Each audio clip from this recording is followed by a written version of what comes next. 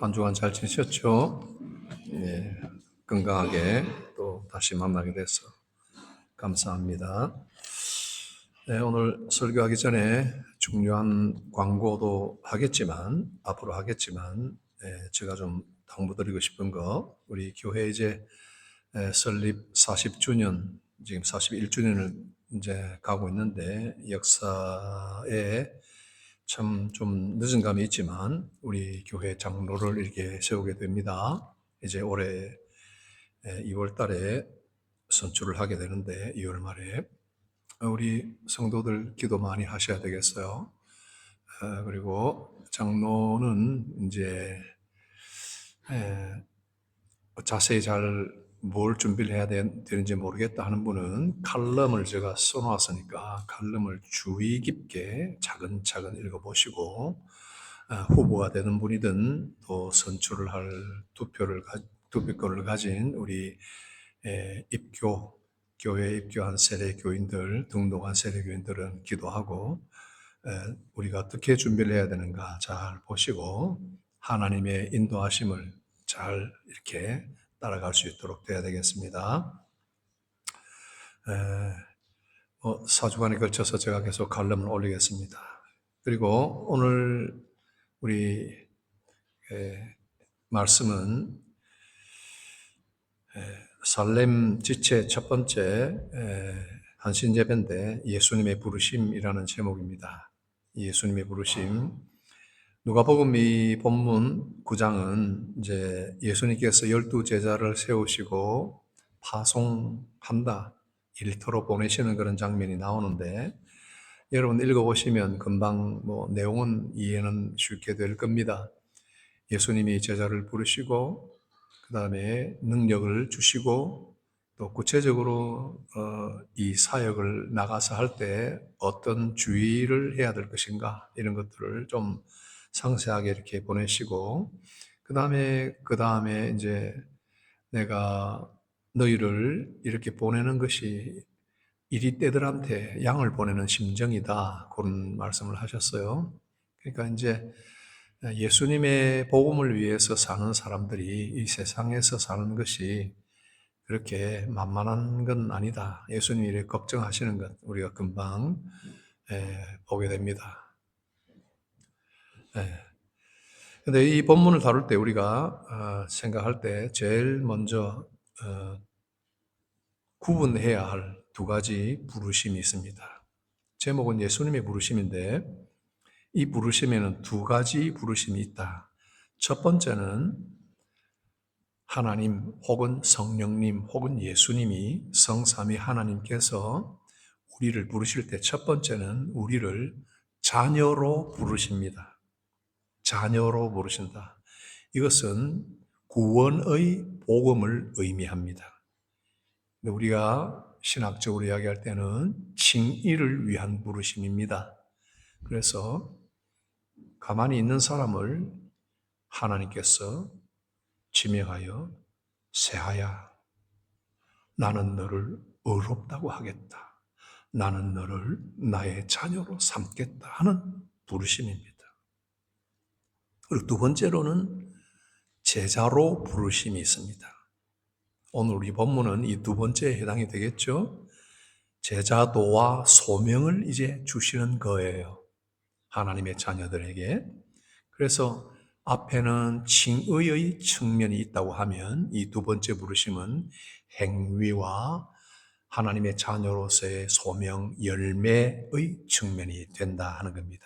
그러니 이 두 부르심은 성도에게 참된 헌신을 하는데 중요한 기초가 됩니다.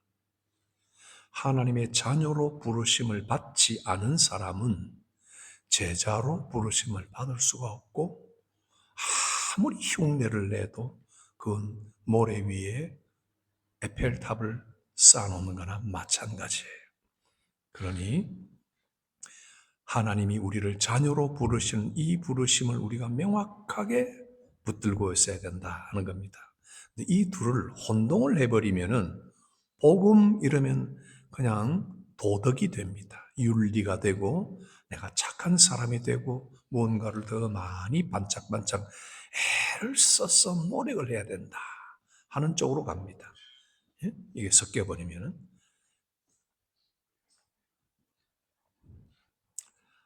그러나 이렇게 섞일 때 제자도가 된다 할 때 제자도는 또 이 복음의 조건이 되는 것처럼 혼동이 되어 버립니다. 내가 열심히 제자로서 잘 섬기고 많이 기도하고 회개하고 성경 많이 읽고 구제 많이 한다.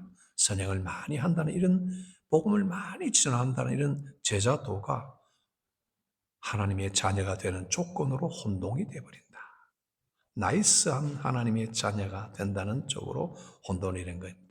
성경이 분명히 구별하는 것은 구원은 제자도의 결과가 아니라 하는 것. 그리고 오히려 제자도의 출발점이 된다 하는 겁니다. 세아야, 하나님이 구원으로 부르신 것이 이제부터는 세아가 하나님의 일꾼으로 예수님의 제자로 살아갈 수 있는 새로운 지평이 확 열린다 하는 것입니다. 첫 번째 하나님의 부르심을 볼 때 이 두 부르심은 공통점이 있죠. 선제적인 부르심이다. 어려운 말을 써서 미안합니다만은 결코 어려운 말이 아닙니다. 여러분 선빵 날린다 있죠. 그건 알죠. 두 사람이 싸우려고 붙는데 격투기 선수가 선빵을 날린다. 먼저 펀치를 날린다는 말이죠. 하나님의 부르심은 우리와 마주 섰을 때 하나님이 먼저 선제적인 부르심을 한다. 우리가 딴 데 보고 있을 때 우리를 부르시기도 하고, 우리가 뭔가 몰두하고 있을 때 우리를 부르시기도 하고, 우리가 나무에 올라가 있을 때 부르시기도 하고, 하나님은 선제적인 부르심을 한다. 우리 첫 번째 자녀로 삼으실 때 칭의에도 그렇고, 그 다음에 또 열매 맺게 하는 이 일꾼으로 부르실 때도 선제적인 부르심입니다. 자녀로 부르심에서 이 부르심은 구원은 인간의 선택이 아니다 하는 것을 이제 말해주는 겁니다. 하나님이 먼저 부르셨기 때문에 우리가 선택을 한 게 아니다 하는 거죠. 그러니까 복음이라고 하는 것은 복된 소리라는 거잖아요. 그죠? 굿 뉴스잖아요. 그 복음 자체가 내포하는 의미가 그거예요. 왜 굿 뉴스인가? 내가 노력해서 얻는 것이 아니고 하나님이 선빵을 날리신 거예요. 하나님이 선제적으로 먼저 우리를 불러주셨다는 겁니다. 그래서 기독교의 출발은 하나님을 우리가 선택해서 쫓아가자 하는 것이 아니라 하나님이 먼저 우리를 선택하셨다는 것입니다. 이것은 아담에게서부터 시작되는 거죠. 하나님이 아담을 창조하시고 하와를 창조하셔서 얼마나 관계가 아름다웠습니까? 그러나 아담은 하나님이 하지 말라는 금하신 실과를 따먹고 범죄하였습니다. 범죄한 순간에 그는 하나님에게서 두려움을 느꼈고 그는 나무 사이로 숨어버렸습니다. 수치를 알게 되었고 나뭇잎을 엮어서 치마로 자기 모든 몸을 가리려고 했습니다. 숨어 있을 때 하나님께서 창세기 3장에 보면은 그 사람을 찾아오십니다. 아담을 찾으셔서 하나님이 부르십니다. 네가 어디 있느냐? 불러주시는 겁니다. 사람은 무엇인가 하나님의 존재를 알았어도 피하고 숨지만은 하나님은 아담을 직접 불렀다고 말하지 않습니다만은 그 사람을 찾아서 사람이 이퀄 아담입니다. 그죠? 사람이 아담이에요. 아담이라는 것이 사람이에요. 그 사람을 찾아서 오셔서 네가 어디 있느냐 오신 분이에요. 사도 바울은 이렇게 이야기하죠. 우리가 아직 죄인 되었을 때 그리스도께서 우리를 위하여 죽으심으로 딴 데 보고 있을 때 예수님께서 우리를 위하여 죽으셨다.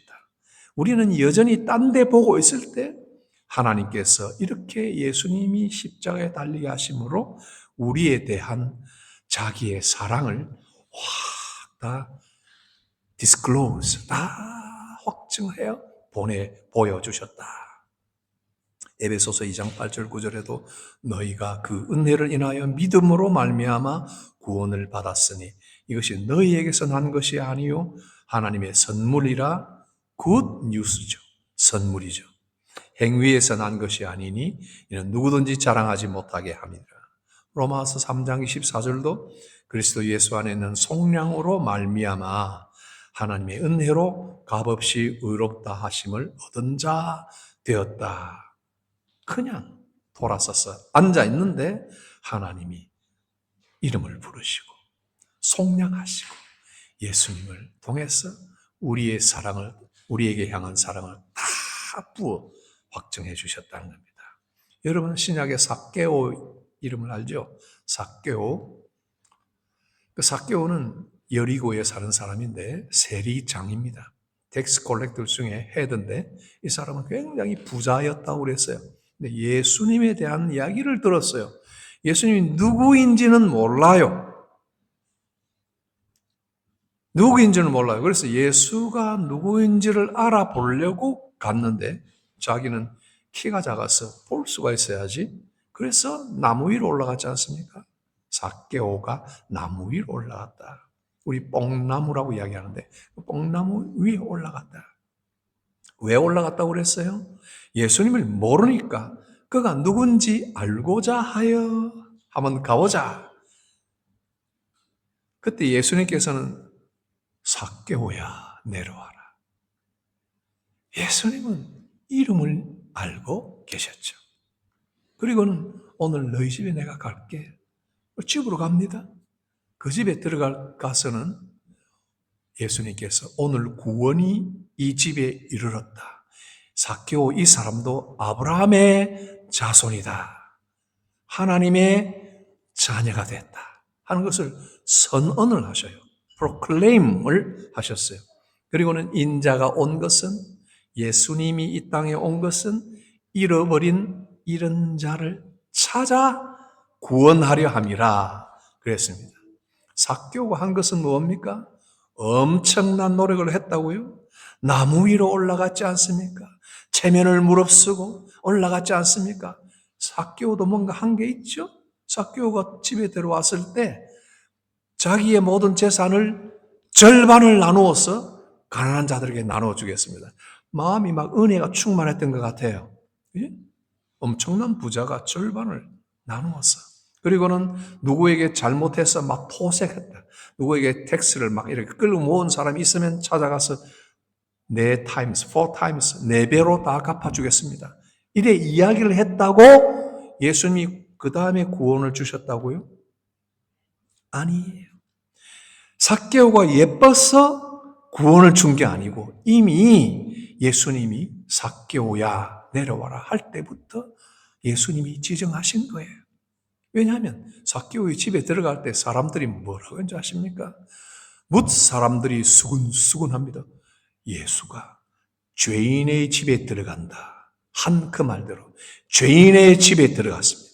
그 죄인이 아무리 전 재산을 다 팔아서 나누어주고 자기 몸을 불살라낸다고 할지라도 그는 의롭게 될 수가 없는 사람이에요. 절반이에요. 다 팔아서 내게로 와서 제자가 되어라 나를 따르라 했을 때 한 부자는 결코 그 일을 하지 못하고 근심하며 돌아갔다고 했지 않습니까? 삭개오는 잘했어요. 좋은 면도 있어요. 그러나 그것 때문에 구원을 받는 것이 아니라 죄인인 그 사람은 재산을 다 팔고 몸을 불살라도 그 죄를 씻을 수는 없는 거예요. 예수님은 순전히 그의 은혜로 삭개오를 부르시고 그를 찾아오셨고 하나님의 은혜로 그를 구원해 주신 겁니다. 삭개오의 반응 때문이 아닙니다. 이것이 자녀로 부르심입니다. 이것이 구원의 복음입니다. 칭의의 복음입니다.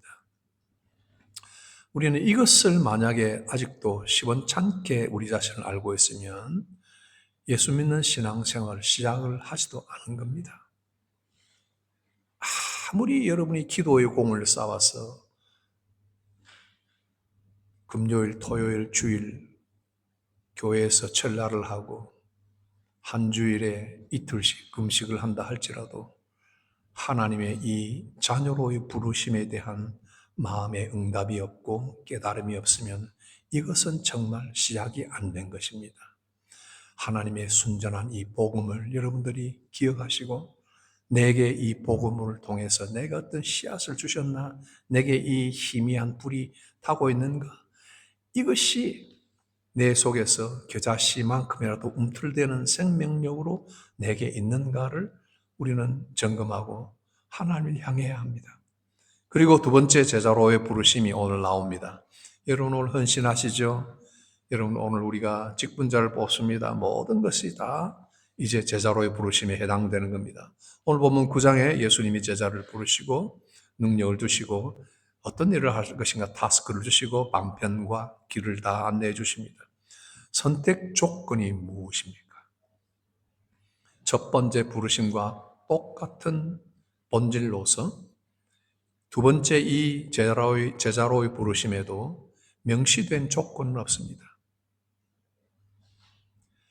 제자들이 어떤 경건, 여기 부름을 받은 제자들이 어떤 준비, 어떤 헌신을 보인 적이 없어요. 그런 것을 조건으로 명시한 적이 없어요, 예수님이. 유일한 조건은 첫 번째예요. 그들은 이미 자녀로 선택된 자들이다. 그들을 제자로 부르심조차 그들의 상태와 무관하게 오직 하나님의 기쁘신 뜻에 따라서 주어진 것입니다. 이 공통된 점을 우리가 주목합시다. 이 두 부르심은 본질상 동일합니다. 자격 이전에 은혜로 임하는 것입니다. 여러분, 우리를 집사로 세운다 할 때, 어떤 교회의 어떤 봉사자로 세운다 할 때, 목사로 세우는 만큼 하나님이 기쁘게 세우신 것을 나는 그렇게 동등하게 생각하고 있어요. 목사나 선교사만 위대한 하나님의 일꾼이고 우리는 부스러기다. 절대 그렇지 않아요. 어떤 일로도 하나님께서 정말 한국에 흔해 빠진 집사라고 할지라도 그 집사로 하나님이 부르실 때 성경의 어떤 내용들을 따라서 우리가 보면 하나님이 얼마나 귀하게 여기시고 존중하시는가, 얼마나 사랑하여 은혜를 부으셔서 선택하시는가 우리는 보게 됩니다. 우리의 자격 이전에 은혜로 임한다는 것 기억합시다. 이건 모두 하나님의 선제적인 부르심입니다. 자녀를 삼으시고 일꾼을 삼으시는 겁니다. 자녀 삼아 부르신 하나님이 그들을 제자 삼아 보내십니다. 오늘 지체로 부르시고 지체장을 세우시고 은혜로 구속하신 하나님께서 은혜로 그런 사명을 주셔서 봉사하게 하시는 겁니다. 이 부르심에 하나님은 제자를 부르심을 통해서 우리가 보는 것은 능력을 꼭 주십니다. 필요한 것을 주십니다. 제자들이 사실 전도 여행 나가면 세상에서 발걸음을 움직이면 돈이 필요한 거예요. 돈이, 떡이 필요해요. 그러나 예수님은 그런 부분에 대해서 절대 신경 쓰지 말라고 이야기합니다.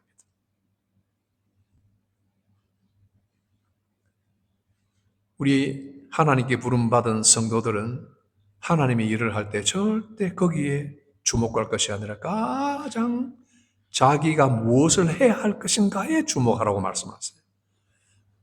그리고 필요한 모든 능력, 귀신을 쫓는 능력, 병 낫게 하는 능력도 다 하나님께서 그 다음에 예수님을 통해서 주시는 걸 봅니다. 부르시면은 능력이 따라오고 그 사명을 잘 수행할 수 있도록 은혜 주십니다. 내가 어떤 직분을 맡게 될 때 내가 이걸 어떻게 감당하겠나? 나는 여전히 세상에 물들어 있고 나는 여전히 죄인인데 내가 어떻게 이 일을 감당하겠나 해서 성도들이 다 뽑아놓은 장로들 중에서 나는 이것을 안 하겠습니다, 못 하겠습니다 하는 사람도 종종 있어요. 이것은 하나님이 우리에게 그 직분을 주실 때 이제 능력도 주신다는 것을 모르고 자기만 보게 된 거예요. 그래서 소명과 충성은 내가 자원해서 헌신하는 어떤 결과로 나오는 것이 아니라 하나님이 주신 은혜의 열매요 과정입니다. 우리 다 마찬가지입니다. 우리가 섬기고자 하는 마음조차 하나님이 먼저 주시는 겁니다. 우리가 좋아하는 구절 빌립보서 2장 13절 너희 안에서 행하시는 이는 하나님이시다. 자기의 기쁘신 뜻을 위하여 너희에게 소원을 두고 행하게 하신다.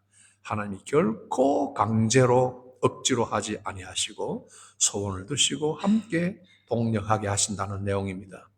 결론을 맺습니다. 오늘 헌신에 이렇게 찬양하면서 준비한 우리 살렘 지체 여러분, 그리고 또 우리 모든 성도 여러분, 직원 선수를 앞두고 우리가 기억할 것은 이제 우리 앞으로 장로, 권사, 안수집사를 또 세우게 되는데 40년 이상의 역사 중에 참 우리에게 역사적인 그런 일입니다. 하나님은 교회 장로를 세울 때 하나님의 선물로 주신다 이렇게 이야기합니다. 하나님의 선물로 주시는 거 잘 받을 수 있도록 성령님의 인도하심을 받아야 됩니다. 이 일에 앞서가시면 안 되고 내 이름을 자꾸 알리려고 서로에게 전화하고 토론하고 이야기하고 이래서는 안 됩니다. 내 이름을 알리기 위해서 뭔가 선행을 하고 자꾸 돋보이는 그런 행위를 해서도 안 되고 서로 간에 연락도 하지 말아야 합니다. 이 직분은 하나님이 주시는 것이고 성도의 손을 통해서 역사를 이루십니다. 이미 은혜로 구원을 받은 자녀들 가운데서 하나님이 다시 그들 중에 은혜로 부르시는 소명입니다. 그래서 우리는 세 가지를 고백하며 감사해야 합니다. 첫 번째, 나는 하나님의 자녀로 부름을 받은 거기에 감사하고 하나님의 자녀가 된 데 대한 고백을 늘 감사로 해야 됩니다. 은혜로 구원을 받았구나. 무슨 말인지 하나도 이해가 안 됩니까? 여러분 기도하시고 하나님의 긍휼하심을 기다리세요. 하나님, 내가 이런 식으로 이 세상 살다가 짐승처럼 살다가 그냥 짐승처럼 죽고 지옥에 떨어질 사람이 되어서는 안 되지 않겠습니까? 이때까지 들은 복음의 능력이 내 속에 일어나게 해주시고 이 예수의 복음이 깨달음을 얻도록 여러분은 하나님께 간절히 매달리셔야 합니다. 그래서 얼른 깨달음을 받기를 바랍니다. 그리고 두 번째, 나는 예수님을 드러내고 하나님의 영광을 나타내도록 부름받은 사람이다 하는 것, 나의 소명이 무엇인가? 여러분 다시 생각합시다. 세 번째, 나는 복음의 증인이 되고 교회의 일꾼이 되어서 예수님이 부르신 모든 부르심에 감격함으로 순종하겠습니다. 이런 고백과 감사와 기도가 여러분들에게 계속 이어지기를 바랍니다. 같이 기도합니다.